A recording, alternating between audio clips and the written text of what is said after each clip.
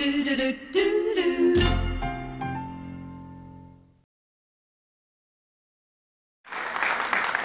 Tuesday of this week, it was a great pleasure for us to catch up with one of the real legends here in Australia. Smokey Dawson was on the show, and Smokey talked about his days as Australia's leading cowboy and singer, etc., etc. And he made mention of his lovely wife, Dottie, who was in the audience that day. And Dottie, who's wearing blue and green too, I notice, she was Cousin June in a very popular radio children's program many years ago, back in the 40s, I guess it was. And it got us to thinking about women in radio, because back in that era, women did basically in radio simply children's programs and maybe an hour later in the afternoon. The scene now is a very different one, and the guests I have to introduce to you now are two people who helped forge this new era in radio and television. Please welcome Muriel Cooper and Mickie de Stoop.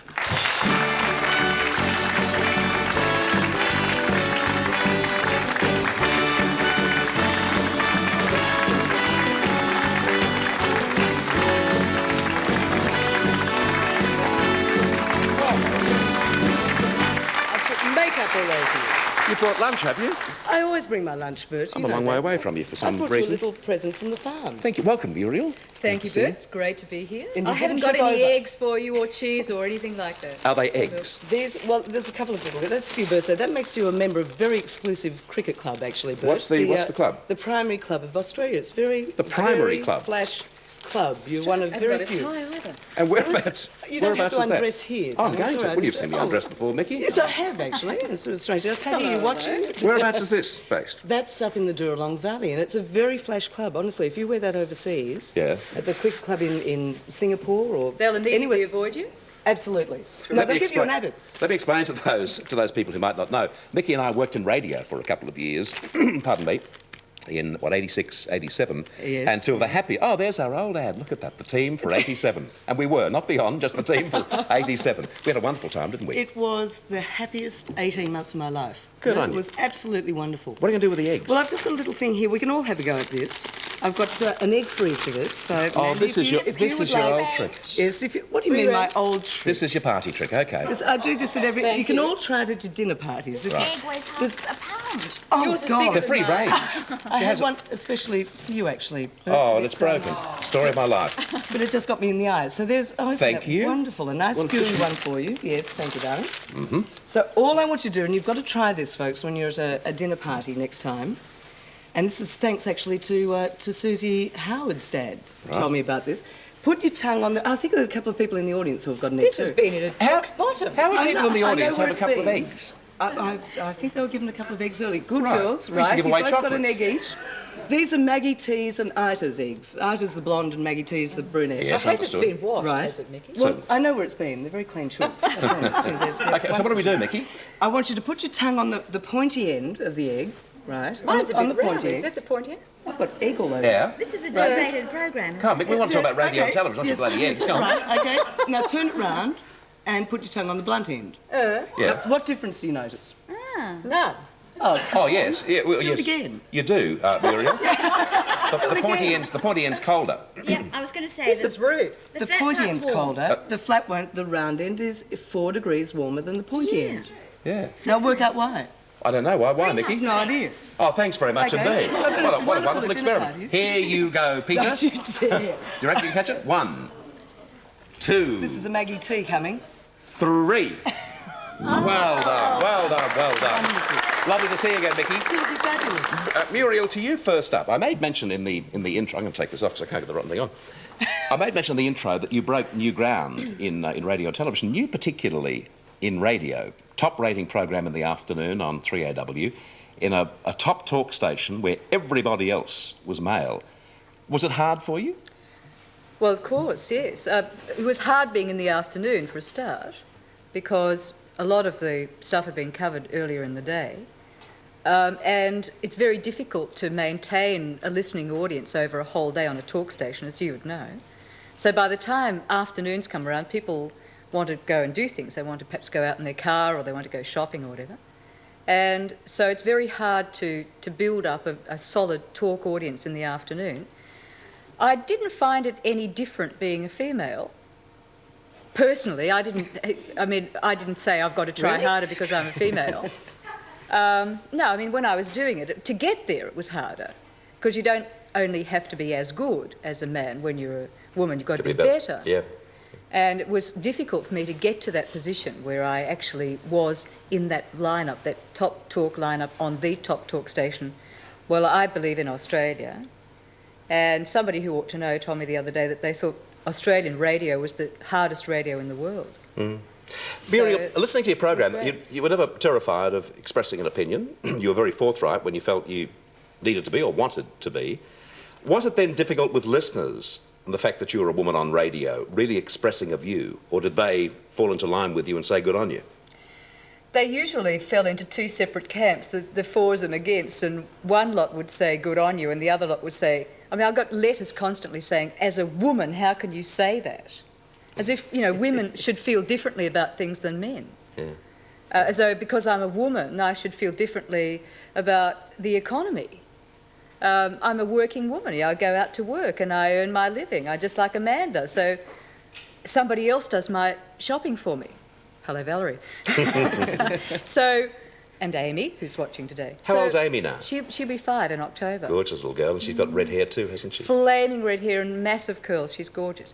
But, people seem to think that in my Herald column, which appears every Monday, I expressed an opinion about abortion. And people wrote me letters and said, how can you say this as a mother? Well, I mean, there are most people who are, women who've had abortions are mothers too. So, why shouldn't I have an opinion about it as a woman? Well, the important thing is, though, you express it, and as I say, you don't hold back from it. You, Mickie, broke new ground in television with No Man's Land on the 9 network, and certainly that sort of thing had never been done before. Never tried, Bert. It was the first time that it was a complete crew of women, with the exception of, we've got women now working cameras. You certainly didn't back in 1971, 72. And it was new ground. It's never been tried again. There was an attempt when I fronted a program called Shoulder to Shoulder on 10 after No Man's Land's demise. But it's never been tried since, and I've often wondered why. In fact, I wanted to do it once upon a time. I had a great idea for a program called Bird's Eye View.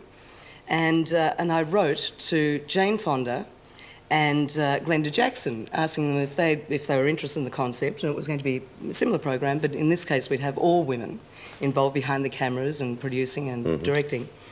And both of them wrote back and said they'd be delighted. They'd love to have something to do with it. But and you they were couldn't going to sell be our UK contact in our America. Couldn't sell it. Could not sell it. There was no one interested. And that was in 1978. That's amazing. Yeah. Interested. When you broke through with No Man's Land and you had all females on camera, actually, it's interesting with Andrew Peacock. Both wives have been in that business, haven't they? I'll rephrase that. Which one? They've both been in journalism. Susan, the original Susan, who became Susan Renouf, but was originally Susan... Sangster, and before that, Peacock. Yes, but what was her maiden name? I can't think. Rossiter. Susan Rossiter. I mean, she was very keen. She was in No Man's Land. She had to be keen. We were paying her $30 a week. $30 a week? That's exactly what Susan was earning. If you were to do that now, would it be seen as sexist? All women? Does it work that way too? I don't know. I think it would probably be seen with a certain amount of amusement from management. I don't think anyone's brave enough at this stage, Bert, to counter it. And it was the same in 78 when I suggested it again. I think there's still, unfortunately, that attitude among a lot of managers that women aren't as credible as men in current affairs. Well, you disproved that, I think it was don't you? amusing. Well, I think they thought it was a bit of an amusement back in 1971 to have. Well, you disproved that in Newcastle now on ABC. Enjoying yes, that? I hope both my listeners are watching today, actually. Are you enjoying it there? I'm having a ball, but it's a lovely town. And I heard you filling in on the ABC too, beautifully, Muriel, a couple of weeks ago. Yes, well, I'm writing a novel now. And Are you? Yes, and I'm 3/4 of the way through it, which is one of the reasons that I decided to take a break full-time from radio. I'd hope to go back to it soon, but so I'm filling in for people, and I went back to the ABC where I hadn't been for ages and nothing had changed. I mean, I'd been at 3AW for 6 years, and I walked back through the door and they said, "Oh, g'day, Muriel." As if you'd been there yesterday. As if I was there yesterday. It was the most incredible thing. You're also working with Paul Barber on his excellent evening show. I guess good show. It's a fabulous program. It's a wonderful program that's filling a great need, I believe, in that time slot. Good on you. For current affairs, and I do theatre reviews and restaurant crits. Someone is Monday pointing night. at Mickie and is saying that she's going to sing a song. You're not going to sing a song, look, are you? I'd love to. No, well, I don't want you What do to. I have? Rusty in Blue, I know the words to it. I've heard you sing before, Mickie. I love you, but please don't sing. Are you going to sing for us, Muriel? They talked me into it. Would you like to hear Muriel sing, ladies? Yes. So would I. Let me take you over. As a matter of fact, if you'd like to take you make your way over there, I'll get take your Mickie. ear, Muriel. Yes, because Thanks, Mick. would you take Muriel over, please, Peter, and I'll get Mickie too. Too late. I'm halfway there. There's your microphone. You know, Joe. Hello, Joe. If he's not all that good in the accompanying thing, he's got a very big day on Monday. So just relax. And Mickie, would you like to introduce Muriel and your best radio or television fashion? I would love to introduce Muriel. What's the because I song, know- Muriel? What are you singing? I honestly love you. Thank you, but what are you singing? Okay, here's Mickie to introduce... Hang on, I've run out of cameras, I'm terribly sorry.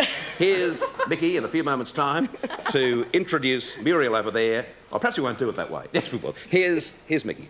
Okay, I would love to introduce Muriel because we were standing out in the dressing room earlier saying, why in the hell do we do this sort of thing? Muriel said, you think you're worried? I've got to sing.